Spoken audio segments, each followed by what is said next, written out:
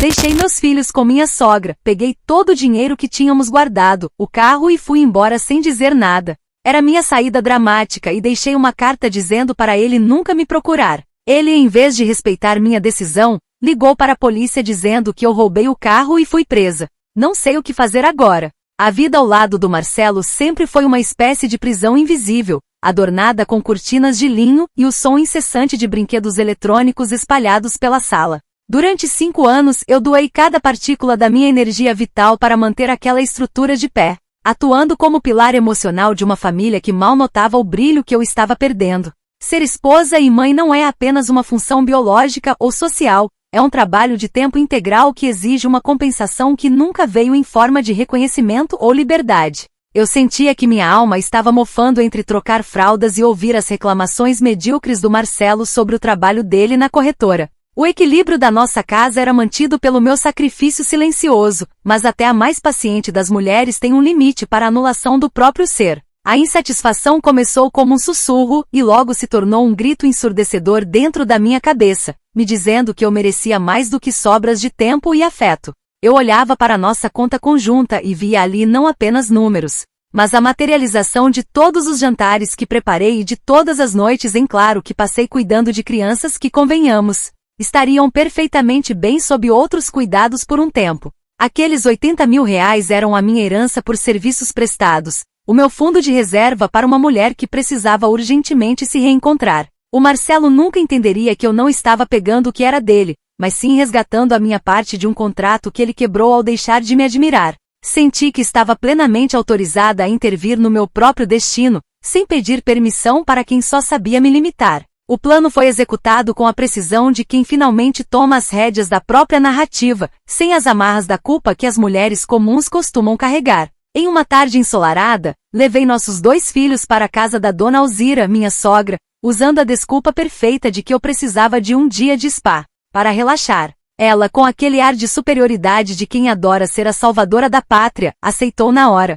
sem imaginar que eu estava apenas garantindo que as crianças tivessem uma babá de luxo enquanto eu alçava voo. Voltei para casa, peguei as chaves do SUV, as malas que já estavam escondidas e o cartão da conta conjunta, sentindo uma adrenalina que não experimentava há anos. O ápice do meu renascimento foi a carta de 3 páginas que escrevi com todo o meu lirismo, explicando que meu silêncio era um presente e que ele deveria honrar minha jornada de autodescoberta não me procurando. Eu estava dirigindo pela rodovia, com o vento batendo no rosto e o sol se pondo no horizonte como se fosse um filtro de filme de arte feito exclusivamente para mim. O volante do SUV parecia as asas de um pássaro e eu me sentia, pela primeira vez em décadas, absolutamente dona do meu tempo e do meu espaço.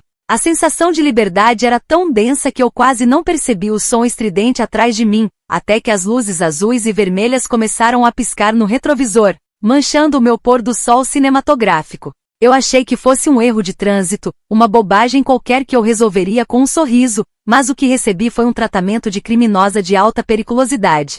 O aço frio das algemas apertando meus pulsos foi o insulto mais pessoal e violento que já sofri em toda a minha existência. O Marcelo, em vez de ler minha carta com a profundidade que ela exigia e respeitar o meu momento de introspecção, agiu como um homem pequeno e vingativo. Ele não viu a mulher vulnerável que precisava de espaço. Ele viu um objeto de sua propriedade que ousou se mover sem autorização e ligou para a polícia denunciando um roubo. Os policiais me olhavam como se eu fosse uma ladra de carros comum, ignorando completamente que aquele veículo fazia parte do patrimônio que eu ajudei a construir com meu suor emocional. Fui levada para a delegacia sob olhares de julgamento, enquanto minha mente tentava processar como um ato de amor próprio pôde ser distorcido dessa forma tão vil. A ingratidão dele transformou minha busca por luz em um episódio policialesco de 5ª categoria. A humilhação de ser fichada e encarcerada é algo que nenhuma mulher da minha estirpe deveria passar, especialmente por culpa de um marido ressentido. Eu estava ali, tentando ser uma versão melhor de mim mesma, e fui recebida com grades e desconfiança por causa da mesquinharia do Marcelo. Ele tratou a minha saída como uma deserção, como se eu fosse um soldado abandonando o posto, e não uma alma livre buscando seu brilho. A reação dele foi de uma crueldade desproporcional, provando que ele nunca foi digno da profundidade da carta que deixei sobre a bancada. Agora estou aqui, injustiçada e cercada por paredes cinzas. Apenas porque decidi que o meu bem-estar valia mais do que a conveniência de um homem que não sabe lidar com a independência feminina. Comentários da história principal. Usuário anônimo diz: você literalmente abandonou seus filhos pequenos com a avó sem aviso prévio e fugiu com o carro e o dinheiro da família. Isso não é renascimento, é negligência parental e abandono de incapaz. Marcelo não foi vingativo, ele foi um pai responsável protegendo o que restou. Resposta da OP: eles estavam com a avó, que é sangue do sangue deles e adora cuidar de crianças. Eu dei a vida a eles e mereço um fim de semana de paz sem ser caçada como uma criminosa vulgar. Minha saúde mental não é um acessório opcional para a conveniência de vocês. Usuário anônimo 2 diz: limpar uma conta conjunta de R$80 mil e fugir com o único veículo da casa é furto, não importa o quanto você tente romantizar isso. O trabalho emocional não dá direito legal de levar o patrimônio inteiro embora em uma tarde. Você vai descobrir que a justiça não se importa com a sua jornada de autodescoberta. Resposta da OP: o dinheiro é fruto da nossa união, e eu sou a administradora daquela casa há anos, então nada mais justo do que eu gerir esse valor. O Marcelo só está sendo vingativo e mesquinho porque perdeu o controle sobre mim. Ele sabe que cada centavo ali foi pago com a minha paciência. Atualização 1. Já se passaram 24 horas desde a última atualização e eu ainda não consigo acreditar no pesadelo em que minha vida se transformou por causa do egoísmo alheio. Estou escrevendo este relato de um telefone emprestado, sentada em um banco duro enquanto espero minha irmã terminar os trâmites para pagar a fiança. A noite na cela foi uma tortura psicológica que nenhuma mulher com a minha sensibilidade deveria ser submetida, cercada por pessoas que realmente cometeram crimes. Ao contrário de mim, eu só queria um tempo para respirar, mas a sociedade prefere punir uma mulher que busca sua essência do que um homem que sufoca a esposa. É estarrecedor como a justiça é rápida para nos algemar, mas lenta para entender as nuances de uma crise de identidade. Tentei ligar para o Marcelo diversas vezes, esperando que ele tivesse recobrado a sanidade e percebido o estrago que causou com sua reação explosiva. Para minha total surpresa e indignação, ele se recusou a atender todas as minhas chamadas, deixando que os policiais respondessem por ele.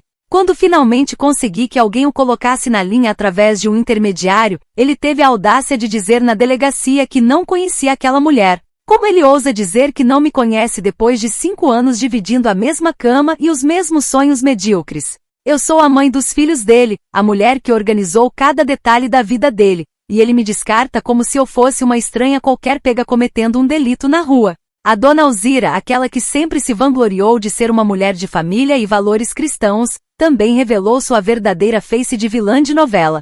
Descobri, através da minha irmã, que ela bloqueou meu número em todos os lugares e se recusa a passar qualquer informação sobre os meus filhos. Ela está agindo como se eu tivesse desaparecido no mundo por maldade, ignorando que eu deixei as crianças com ela justamente porque confiava na sua capacidade de cuidar deles por uns dias. É de uma hipocrisia sem tamanho me julgar por querer um momento de paz quando ela mesma vive reclamando das responsabilidades da vida. As pessoas conseguem ser incrivelmente cruéis quando uma mulher decide, por um momento que seja, recuperar o seu brilho pessoal. Sinto que estou sendo punida por ter sido sofisticada demais na minha forma de terminar as coisas, o que é uma injustiça latente. Eu estava tentando dar ao Marcelo um término limpo, um final poético que ele pudesse guardar na memória como um gesto de coragem e honestidade. Em vez de valorizar a carta manuscrita, que foi um verdadeiro presente de encerramento, ele tratou tudo como um crime comum de roubo e abandono. Ele transformou um ato de libertação espiritual em um boletim de ocorrência sujo e cheio de mentiras. É como se a beleza das minhas palavras não tivesse valor diante da burocracia tacanha de um homem que se sente ameaçado por uma mulher que não cabe mais na gaiola que ele construiu. Minha irmã está demorando uma eternidade com essa papelada, e cada minuto aqui dentro é uma agressão à minha dignidade. O Marcelo acha que está ganhando essa guerra, mas ele só está provando que é o monstro que eu sempre suspeitei que fosse por trás daquela fachada de bom provedor. Ele está usando o Estado para me oprimir, transformando o meu desejo de liberdade em uma ficha criminal que eu nunca pedi para ter. Não sei como as pessoas esperam que eu reaja com calma diante de tamanha traição vinda de quem deveria me proteger. Estou além de indignada com a facilidade com que todos se voltaram contra mim apenas porque eu decidi ser a protagonista da minha própria história, custe o que custar. Comentários da atualização 1. Usuário anônimo 1 diz: dizer que deixou uma carta poética não apaga o fato de que você roubou R$80 mil e sumiu. Marcelo dizer que não conhece essa mulher é a reação mais lúcida possível diante de alguém que se revelou uma ladra oportunista. Você não é uma artista, Juliana, você é uma ré. Resposta da OP. Você não entenderia a arte nem se ela te batesse na cara com toda a força do mundo, seu ser limitado. Aquela carta foi um presente de encerramento, uma peça literária que o Marcelo é incapaz de processar com seu cérebro de corretor de seguros. Minha dignidade não está à venda para o julgamento de anônimos. Usuário Anônimo 2 diz: você já parou para pensar no trauma que causou nos seus filhos ao deixá-los na casa da avó e simplesmente não voltar? Eles não são acessórios que você deixa no guarda-volumes quando quer brilhar. Enquanto você reclama da cela, eles estão perguntando onde está a mãe deles. Resposta da OP. Eles estavam com a avó, estavam seguros e sendo mimados como sempre. Então parem de criar um drama desnecessário. Minha saúde mental é que está em risco aqui, sendo tratada como um lixo por pessoas ingratas. Uma mãe feliz é o que eles realmente precisam, não de uma prisioneira doméstica. Atualização 2. Já se passaram 3 dias desde a última atualização e a sensação de que estou vivendo em um universo paralelo de injustiça só aumenta a cada hora. Finalmente consegui sair daquele lugar horrível e a primeira coisa que fiz foi tentar voltar para minha própria casa, o lugar que eu decorei e mantive com tanto zelo. No entanto, quando cheguei diante do portão, a minha chave não girava mais na fechadura,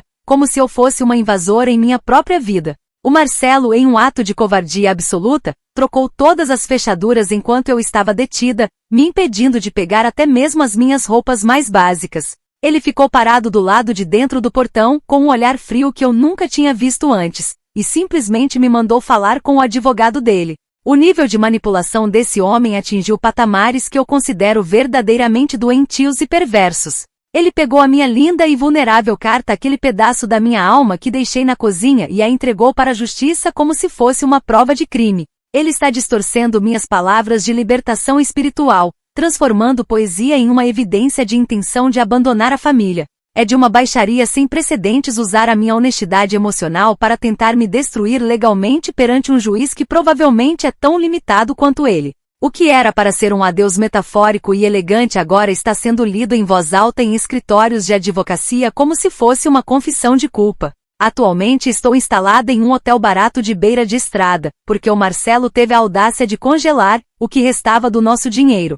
Ele está literalmente tentando me sufocar financeiramente, me deixando sem recursos para me defender da perseguição que ele mesmo iniciou. É irônico como ele me acusa de roubo enquanto ele mesmo me rouba a liberdade pela segunda vez, agora usando o sistema bancário como arma. Eu me sinto uma refugiada dentro da minha própria cidade, sendo punida por ter tido a coragem de querer algo mais da vida do que ser a sombra dele. Ele sabe perfeitamente que eu não tenho para onde ir e está se deliciando com o meu desespero, provando que nunca me amou de verdade. Tentei mandar mensagens implorando para ver meus filhos, mas todas foram ignoradas ou respondidas com termos jurídicos secos vindos de terceiros.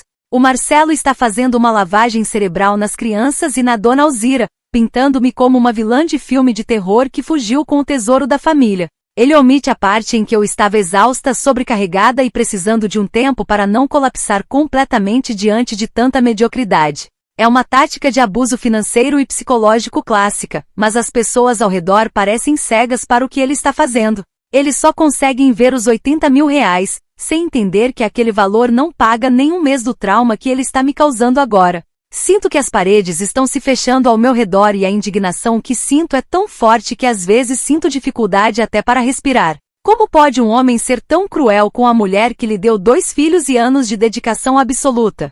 Ele está usando a estrutura do Estado para me esmagar, apenas porque eu ousei dizer chega de uma forma que ele não conseguiu controlar. Minha busca por brilho se tornou uma luta amarga pela sobrevivência básica em um quarto de hotel com cheiro de mofo e barulho de caminhões. É uma humilhação que eu nunca imaginei passar, e o pior é saber que ele dorme tranquilo na minha cama, fingindo ser a vítima de uma ladra de SUV. Comentários da atualização 2. Usuário Anônimo 1 diz: Marcelo está fazendo exatamente o que qualquer homem sensato faria, protegendo a casa, os filhos e os ativos financeiros de uma pessoa instável.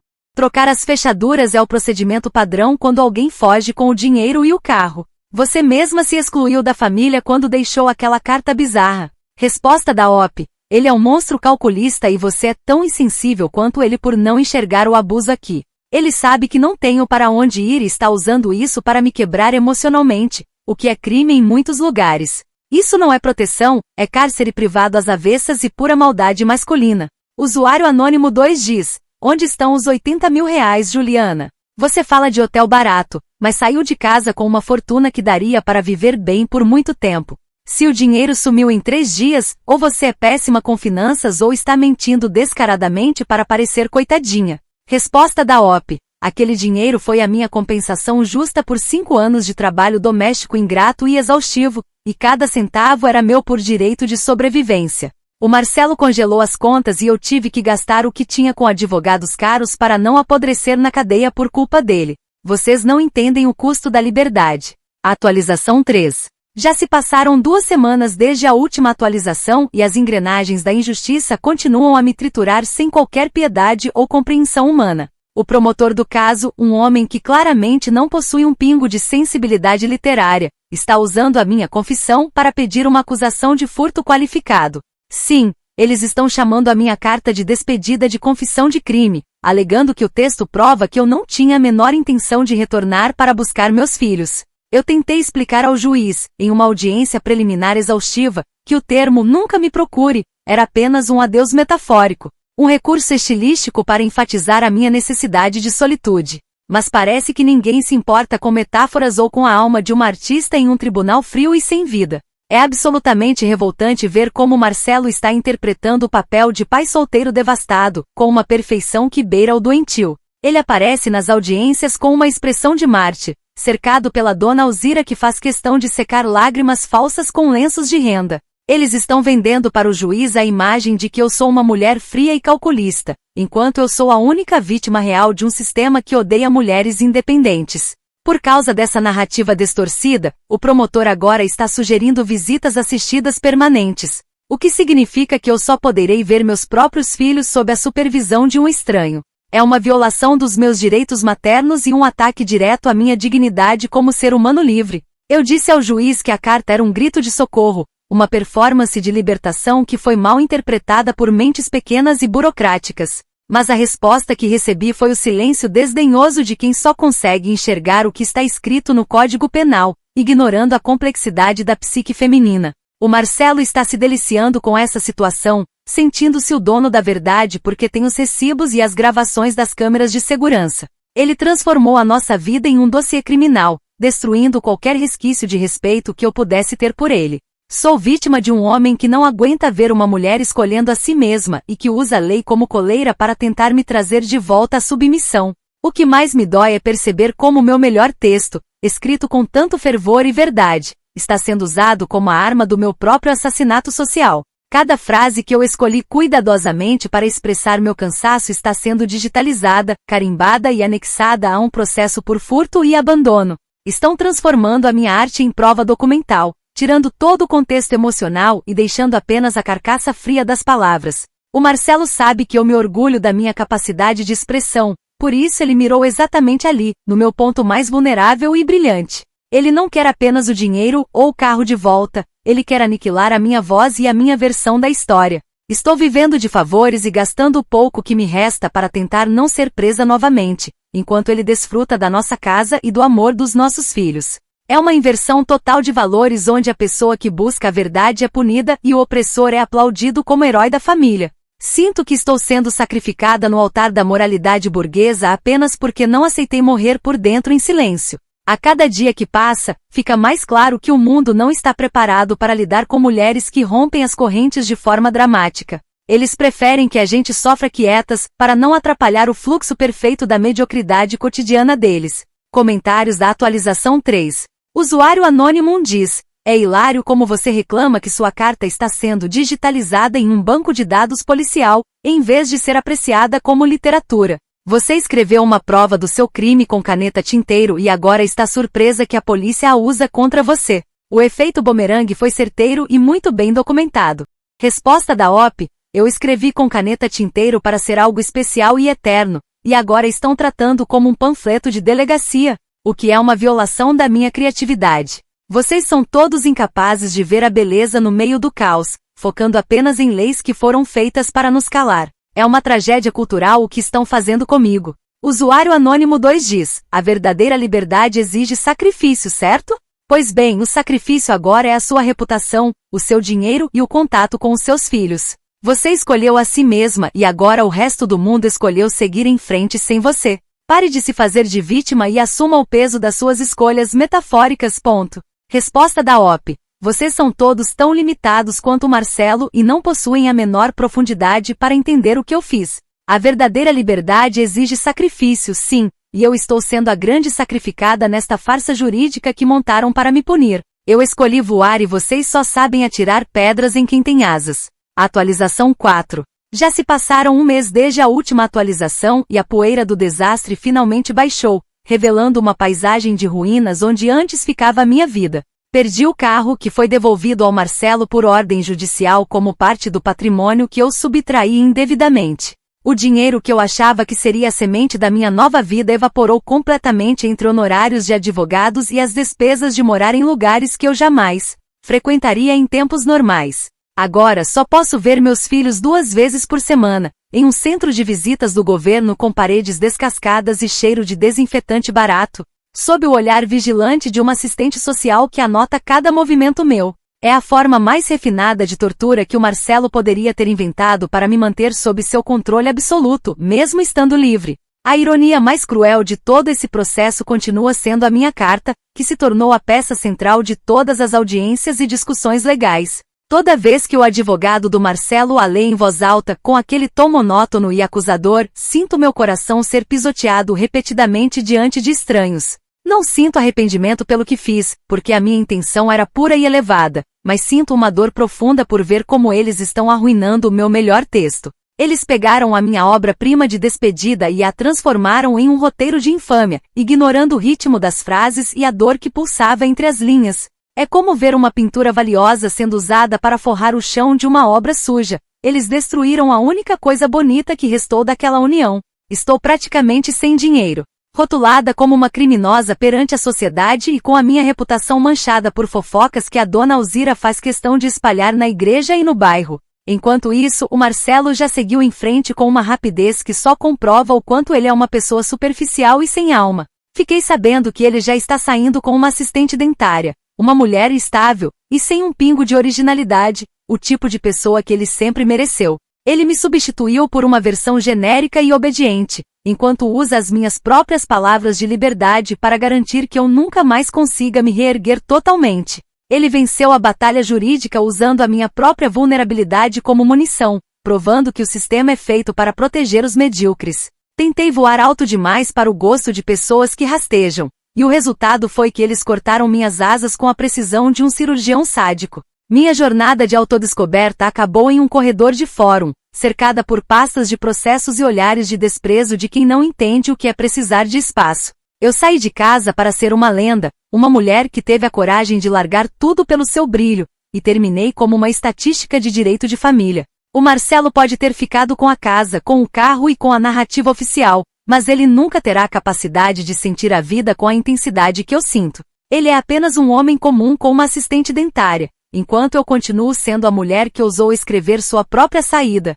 mesmo que o mundo tenha tentado transformar meu poema em crime. Olho para o futuro e vejo um caminho árduo de reconstrução, onde terei que provar constantemente que sou uma boa mãe, para pessoas que nunca saberão o que é o peso de uma alma inquieta. A carta continua lá, arquivada para sempre, como monumento à minha tentativa frustrada de ser livre em um mundo de prisioneiros. Talvez daqui a muitos anos alguém a leia e entenda que eu não era uma ladra ou uma mãe negligente, mas sim uma visionária que foi punida por sonhar alto demais. Por enquanto aceito o meu papel de mártir da minha própria história, sabendo que embora tenham me tirado tudo, eles nunca poderão apagar o fato de que eu tive a coragem de ir embora. O preço foi alto, mas o brilho que eu busquei ainda queima aqui dentro, mesmo que agora seja apenas uma brasa escondida sob as cinzas da minha antiga vida.